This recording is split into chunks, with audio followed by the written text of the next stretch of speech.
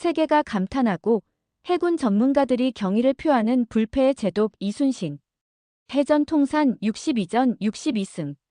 이 전설적인 승리 뒤에는 여러분이 깜짝 놀랄 리더십의 비밀이 숨겨져 있습니다. 지금부터 이 위대한 승리를 하나하나 파헤쳐 보겠습니다. 구독과 좋아요는 더 많은 분들께 이 감동을 전하는 힘이 될 것입니다. 안녕하세요. 해외 감동 사연을 전해드리는 감동세상입니다. 넬슨. 아니요. 그를 뛰어넘는 인물입니다. 니미츠. 그의 전략도 미치지 못합니다. 15년 전 서태평양에서 제 아버지는 위험한 작전 중 전사하셨습니다. 열세한 상황에서도 아군의 피해를 최소화하면서 끝까지 임무를 완수하셨죠. 그 후 저는 진정한 리더십을 찾아 해군 전략을 연구했고 마침내 이순신 제독을 만났습니다. 저는 미 해군사관학교에서 동아시아 해전사를 연구하는 마이클 블레이크입니다. 지난주 국방부로부터 역사상 가장 위대한 해군 지휘관을 주제로 강연을 요청받았습니다. 펜타곤 대강당을 가득 메운 세계 각국의 전설적인 제독들과 수백 명의 사관생도들이 술렁거리기 시작했습니다. 과연 넬슨이나 니미츠를 뛰어넘는 해군 지휘관이 있다는 것인가? 스크린에 이순신 장군의 초상화가 떴을 때 청중들의 표정이 의아함으로 가득 찼습니다. 동양의 전통 복장을 한 장군의 모습에 의문을 품는 듯했죠. 하지만 제가 다음 말을 꺼내자 강당의 분위기가 순식간에 바뀌었습니다. 여러분, 23전 23승이라는 기록을 들으면 놀랍다고 생각하실 겁니다. 하지만 이분의 진짜 전적은 62전 62승입니다. 단 한 번의 패배도 없었죠. 세계 해전사에서 이런 기록은 전무후무합니다. 또한 그가 남긴 난중일기는 2013년 유네스코 세계 기록 유산이 되었습니다. 승리의 기록이 아닌 인간 이순신의 진심이 담겨 있기 때문입니다. 강연장에서 탄성이 터져 나왔습니다. 특히 앞줄에 앉아있던 제독들의 표정이 심상치 않았습니다. 최근 제가 한국을 방문했을 때 놀라운 점을 발견했습니다. 한국에서는 지금이야말로 진정한 이순신의 시대라는 말이 큰 공감을 얻고 있습니다. 500여 년 전 과거의 인물을 왜 지금 이 순간에 주목하는 걸까요? 30년 이상의 해군 베테랑들의 눈빛이 기대감으로 반짝였습니다. 이제부터 이순신의 62번의 승리 속에 숨겨진 리더십의 비밀을 들려드리겠습니다. 저는 이순신 장군이 직면했던 최대의 위기에서 이야기를 시작했습니다. 동아시아 최대의 국제전인 임진왜란은 조선과 명나라 연합군 그리고 일본의 대규모 침략군이 맞붙은 7년간의 전쟁이었습니다.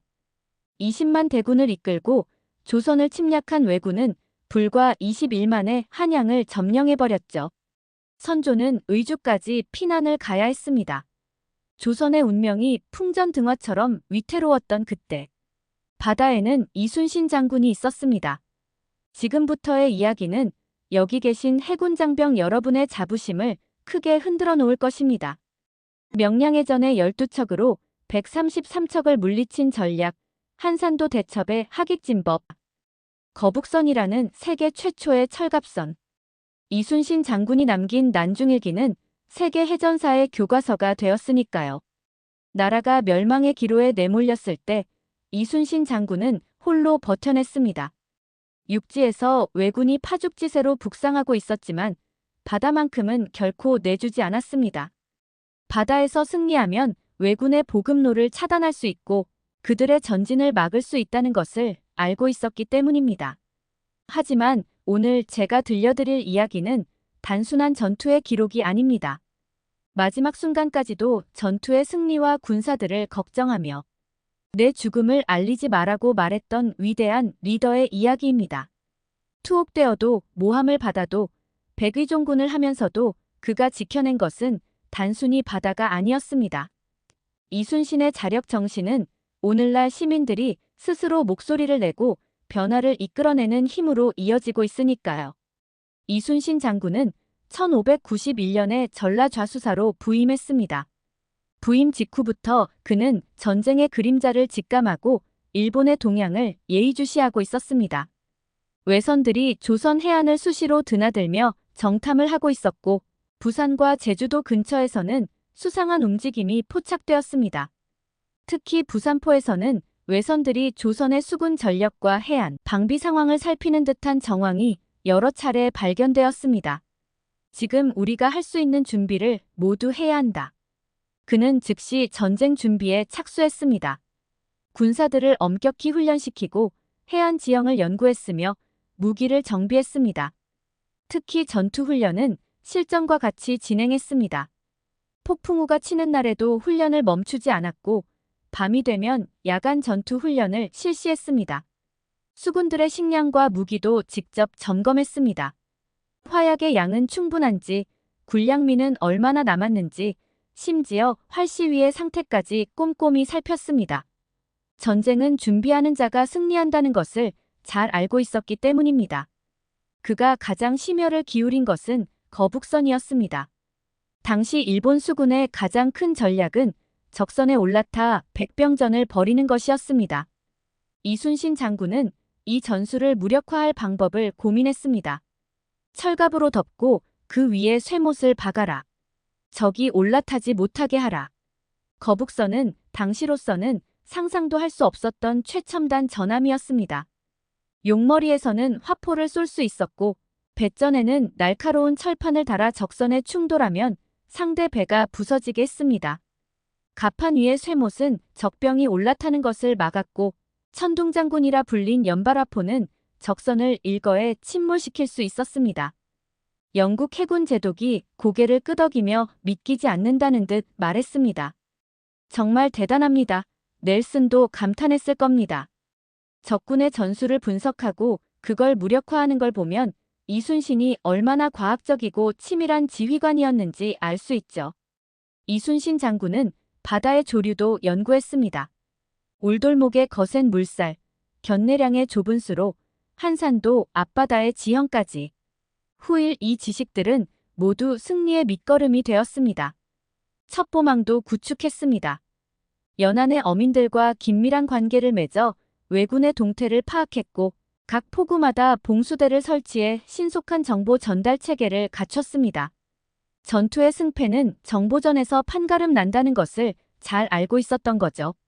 1592년 4월 마침내 왜군이 쳐들어왔습니다. 부산포로 들이닥친 왜군은 육지에서는 파죽지세였지만 바다에서는 달랐습니다. 이순신 장군이 이미 만반의 준비를 마친 상태였기 때문입니다. 그리고 곧이어 시작된 전투들은 임진왜란 전체의 흐름을 바꿔놓게 됩니다. 이순신 장군의 함대는 5월 한 달 동안 연전연승했습니다. 당항포해전까지 4번의 전투에서 42척의 적선을 수장시켰고 수백 명의 적군을 섬멸했습니다. 하지만 이 모든 승리는 앞으로 다가올 대규모 해전을 위한 전주곡에 불과했습니다. 1592년 7월 한산도 앞바다. 73척의 외선이 견내량으로 들어오고 있었습니다. 이순신 장군은 수하 장수들을 모아 작전을 설명했습니다. 우리 수군이 후퇴하는 것처럼 보이게 하라. 적이 좁은 해협으로 완전히 들어오면 하객진을 펼쳐 포위한다. 명령대로 조선 수군은 후퇴하는 듯한 모습을 보였습니다. 왜군은 지금까지의 패배를 서륙할 기회라고 생각하며 거침없이 진격했습니다. 넓은 바다에서 좁은 해협으로 진입할수록 외선들의 대형은 무너지기 시작했습니다. 이순신 장군이 신호를 보내자 양쪽으로 매복했던 조선 수군이 반달 모양을 그리며 적을 포위했습니다. 좁은 해협에 갇힌 외선들은 앞으로도 뒤로도 빠져나갈 수 없었습니다. 판옥선의 화포가 불을 뿜기 시작했습니다. 조선 수군의 화포는 왜군의 조총 사정거리를 훨씬 넘어섰고 빽빽이 모여있는 외선들은 화포의 집중 포격을 피할 수 없었습니다. 거북선은 적진 한가운데를 마음대로 헤집고 다니며 적선들을 부숴버렸습니다. 불과 2시간 만에 전투는 끝이 났습니다.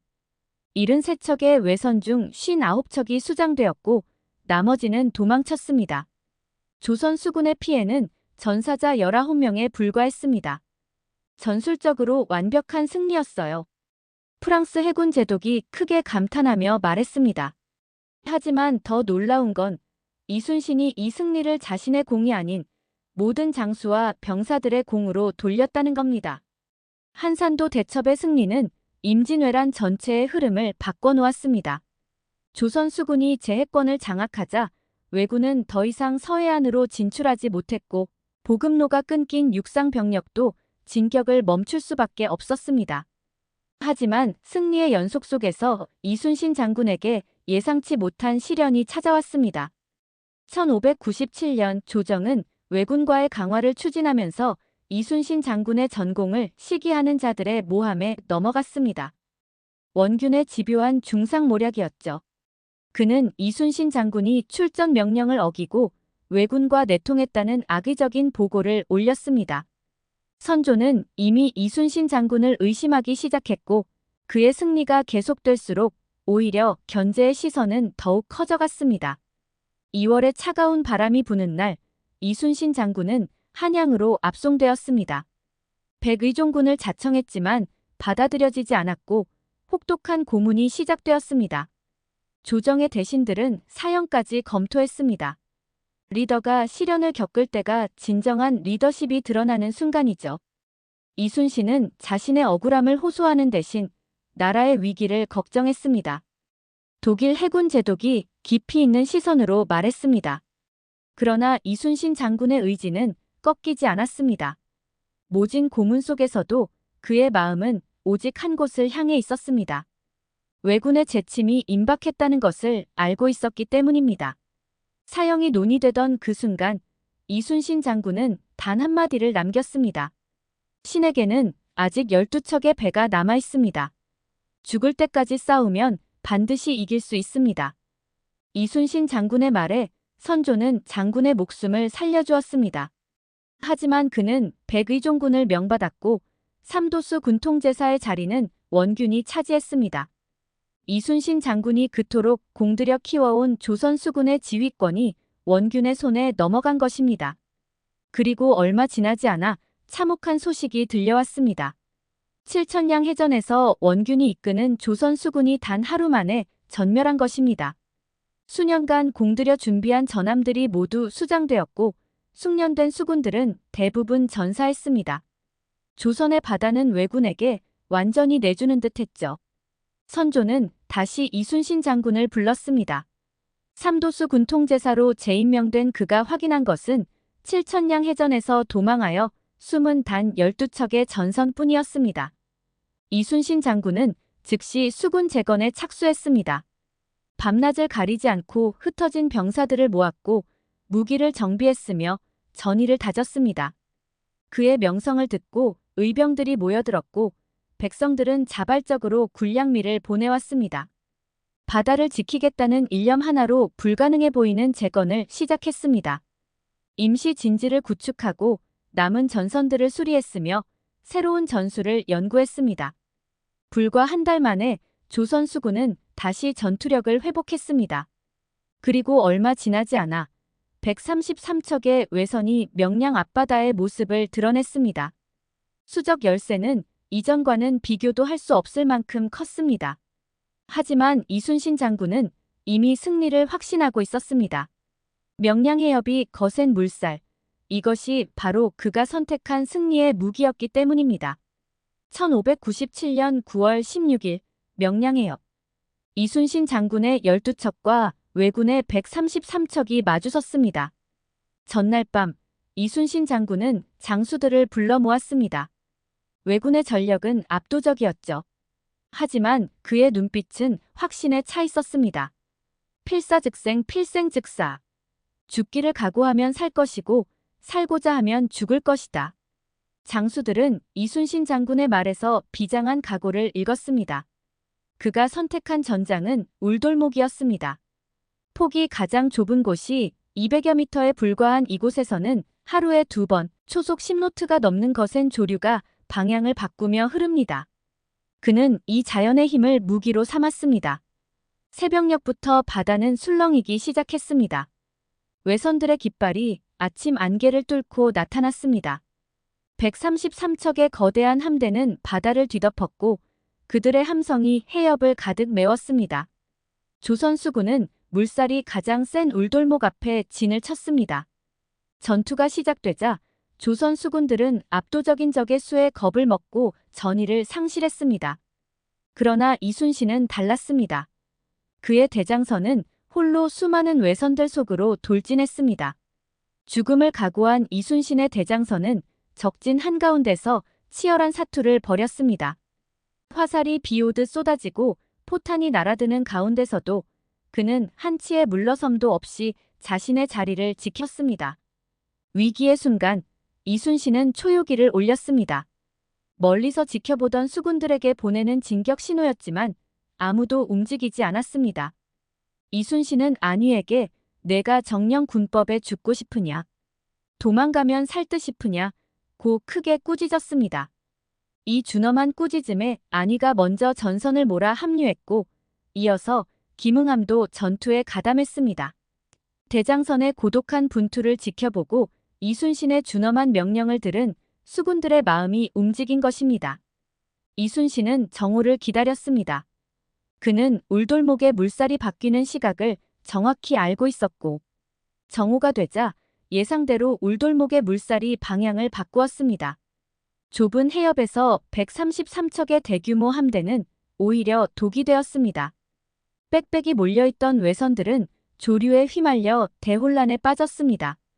서로 부딪히며 대열은 흐트러졌고 방향조차 제대로 잡지 못했습니다.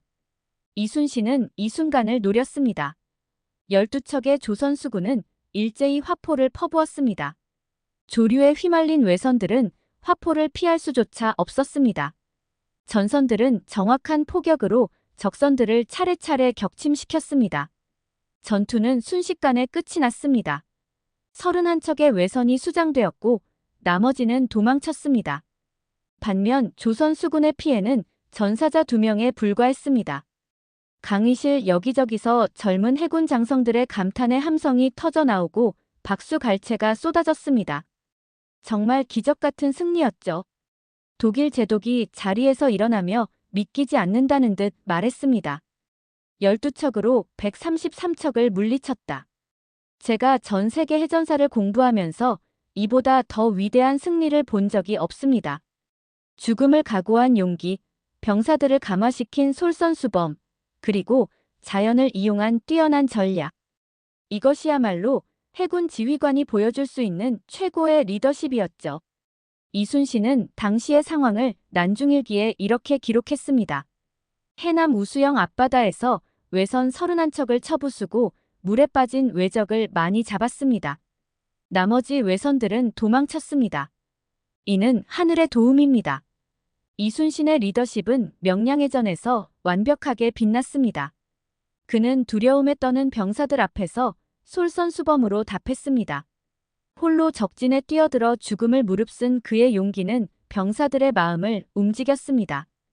또한 울돌목의 조류를 이용한 그의 전략적 판단은 열세를 극복한 결정적 요인이 되었습니다. 죽음을 각오한 용기, 병사들을 감화시킨 솔선수범, 그리고 자연을 이용한 뛰어난 전략. 이것이 12척의 배로 133척을 물리친 명량대첩의 진정한 승리 요인이었습니다. 명량대첩은 단순한 승리 이상의 의미를 가집니다. 이 전투로 조선 수군은 제해권을 완전히 회복했고 왜군의 보급로는 다시 한번 끊어졌습니다. 12척의 배로 133척을 물리친 이 전투는 세계 해전사의 가장 위대한 승리로 기록되었습니다. 절대적인 열세 속에서도 자연의 힘을 이용해 승리를 이끌어낸 이순신의 전략은 오늘날까지도 해군 전술의 교과서로 연구되고 있습니다. 하지만 전쟁은 아직 끝나지 않았습니다. 1598년 11월 19일 이순신 장군의 마지막 전투가 시작되었습니다. 도요토미 히데요시의 갑작스러운 사망으로 왜군이 철수를 결정한 시점이었습니다. 이순신 장군은 이 퇴각하는 왜군을 반드시 물리쳐야 했습니다. 단순히 그들을 돌려보내는 것이 아닌 다시는 조선을 넘보지 못하게 할 최후의 일전이 필요했습니다. 또한 퇴각하는 과정에서 벌어질 수 있는 백성들에 대한 약탈과 살육도 막아야 했습니다. 퇴각하는 왜군은 수많은 조선인들을 포로로 잡아 끌고 가려 했고 연안 지역을 약탈하고 있었습니다. 이순신 장군은 이를 저지하기 위해 노량 앞바다로 향했습니다. 이때는 조선 수군의 전성기였습니다. 명나라의 질린 제독이 이끄는 수군도 합류했지만 처음에는 큰 어려움이 있었습니다. 진리는 자신의 방식만을 고집했고 조선 수군을 무시하는 태도를 보였습니다. 하지만 이순신 장군은 진린을 설득하고 이해시키는 데 많은 공을 들였습니다. 조선 수군의 뛰어난 전술을 실제로 보여주었고 끊임없는 소통으로 신뢰를 쌓았습니다.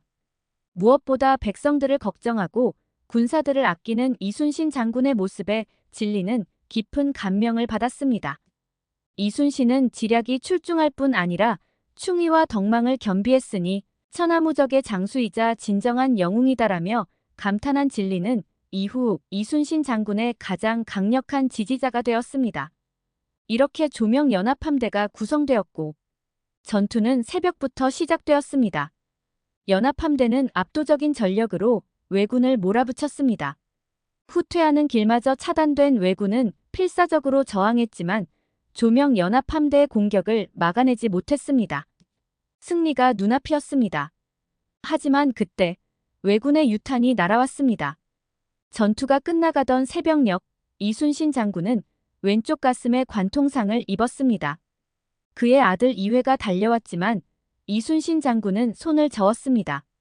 그리고 마지막 말을 남겼습니다. 내 죽음을 알리지 마라.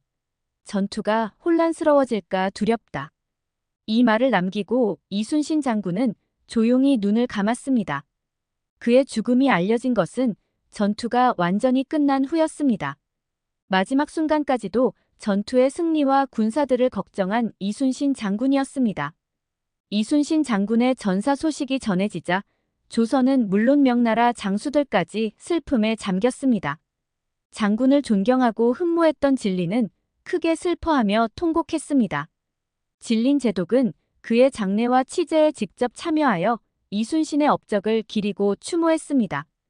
백성들은 스스로 제문을 지어 바다에 띄웠고 조정에서는 장군의 시신이 한양에 도착하기까지 5일 동안 조문을 받았습니다. 노량해전의 승리로 7년간의 임진왜란은 막을 내렸습니다. 이순신 장군은 마지막 순간까지 자신의 책임을 다했고 조국의 바다를 지켜냈습니다. 도망치는 왜군의 퇴로를 막아 더 이상의 침략을 불가능하게 만들었고 잡혀간 백성들을 구출하는 데도 성공했습니다.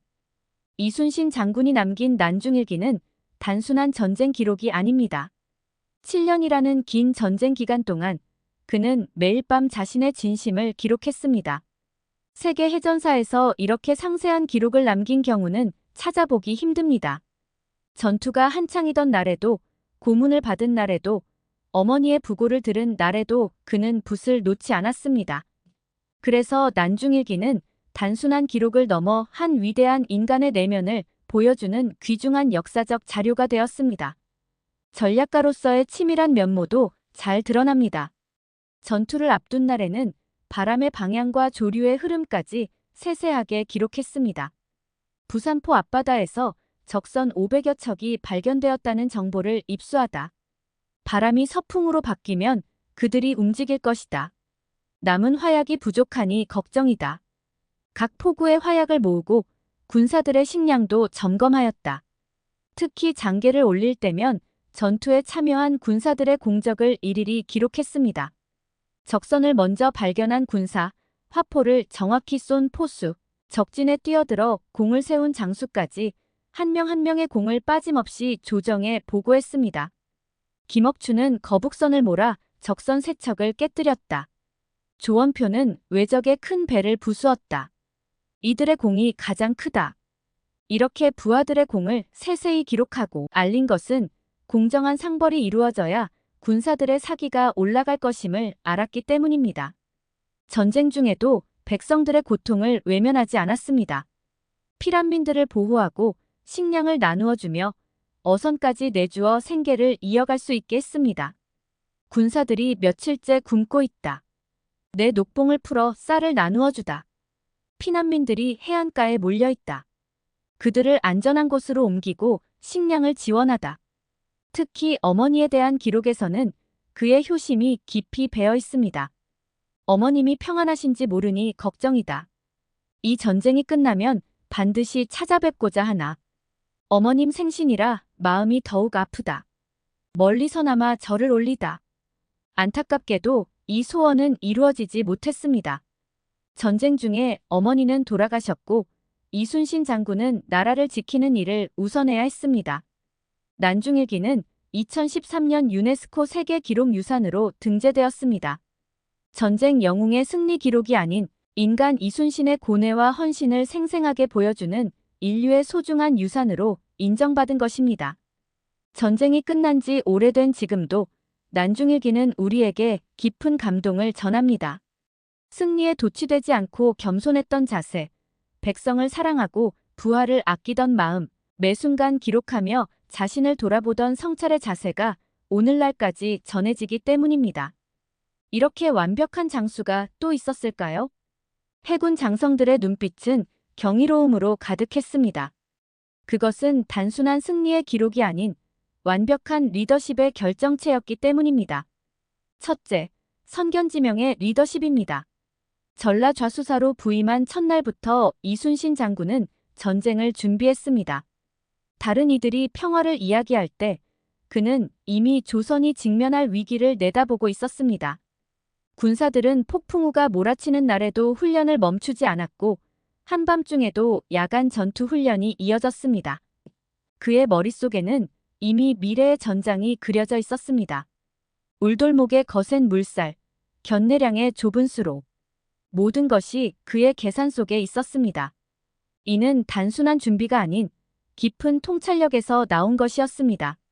둘째, 과학적 혁신입니다. 거북선의 탄생은 단순한 발명이 아니었습니다. 왜군의 백병전을 무력화시키기 위한 치밀한 계산이 있었습니다. 철갑을 두른 배의 등판에는 쇠못이 빼곡했고 용머리에서는 연발하포가 불을 뿜었습니다. 폭풍우에도 견딜 수 있는 튼튼한 선체, 빠른 기동성, 강력한 화력.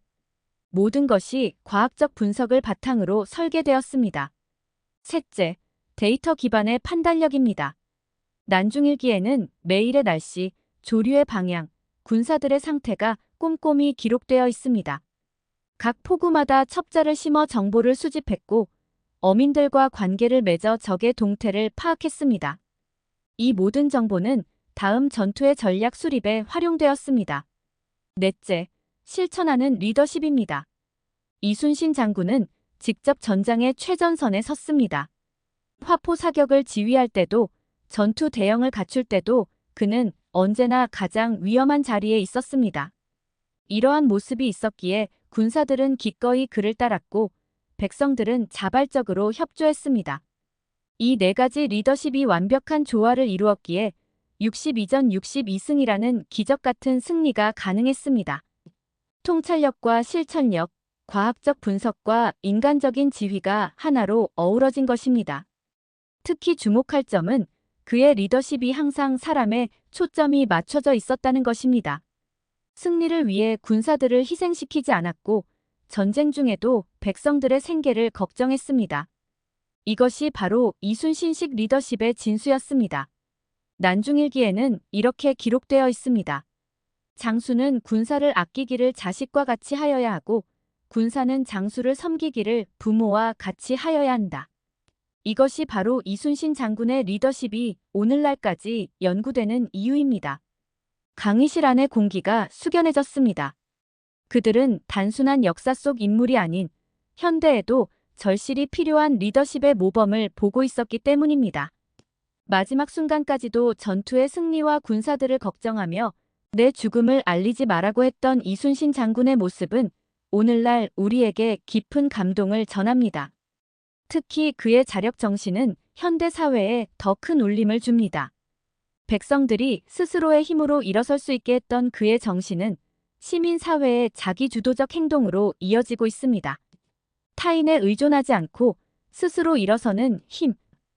바로 이순신 장군이 보여준 자력의 정신입니다. 12척의 배로 133척을 이긴 것은 단순한 승리가 아닙니다.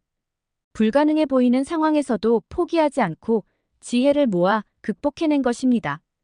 이는 현대 사회의 수많은 위기 상황에서도 여전히 유효한 가르침입니다. 조직 문화 측면에서도 그의 리더십은 시사하는 바가 큽니다. 구성원들의 공적을 정확히 파악하고 인정하는 공정한 평가, 원활한 의사소통과 정보 공유, 신뢰에 기반한 팀워크는 현대 조직이 추구하는 가치와 정확히 일치합니다. 신에게는 아직 12척의 배가 남아 있습니다. 이 한마디는 단순한 용기의 표현이 아닙니다.